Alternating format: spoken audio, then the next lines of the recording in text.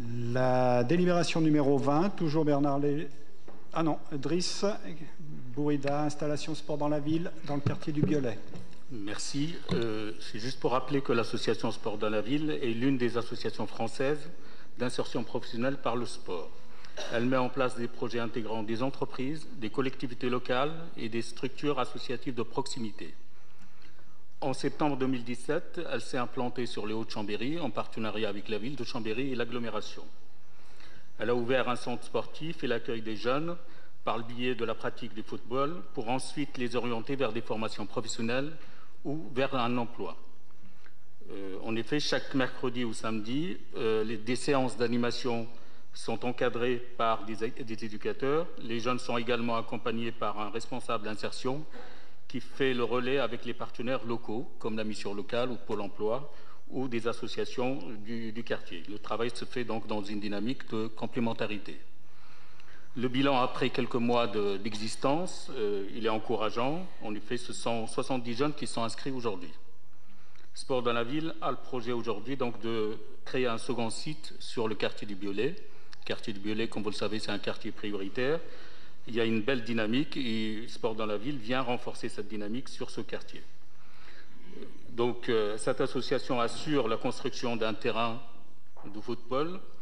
Elle s'appuie donc sur des financements publics et privés.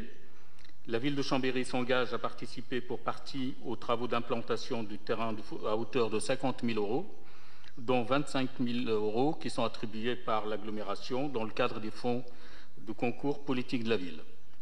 La ville s'engage également à participer financièrement aux animations But en Or proposées par l'association, en accordant donc une subvention sur l'année civile de 20 000.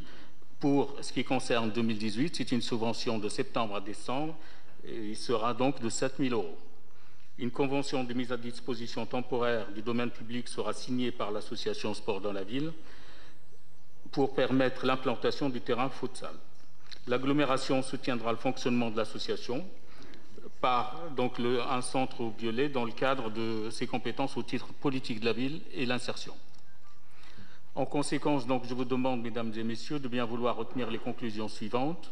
Le conseil municipal approuve le versement d'une subvention de 7 000 €, autorise le maire ou son représentant à signer tous les actes ou documents en découlant, dit que les crédits nécessaires sont inscrits au budget principal 2018.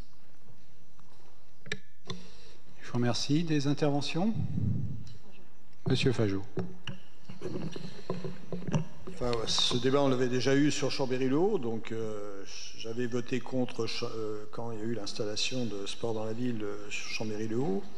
Donc je voterai contre, pas sur l'action, l'activité que mène cette association, c'est pas le problème, mais j'aurais préféré, comme je l'avais dit lors de l'examen pour Chambéry-le-Haut, que la ville aide et accompagne davantage les associations présentes sur déjà le territoire, le quartier, pour développer ce type d'activité qui est certainement intéressante.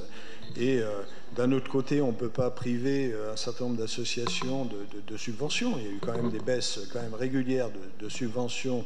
Alors là, on est sur le domaine sportif, mais on va rester que sur ce domaine.